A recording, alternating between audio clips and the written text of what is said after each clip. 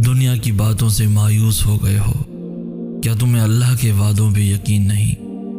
जब मामलात उसके कुन पे आ रुकते हैं तब दुनिया की राय मायने नहीं रखती।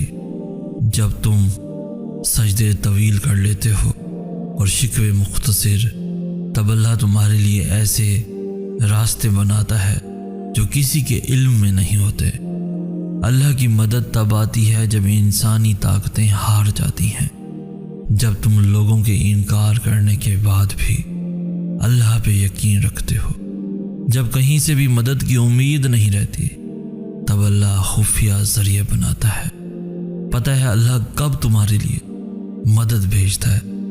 जब तुम नामुमकिन के बावजूद भी दुआ मांगना नहीं छोड़ते, जब तुम लोगों के इनकार करने के बाद भी अल्लाह पे यकीन रखते हो, जब तुम्हें बेबसी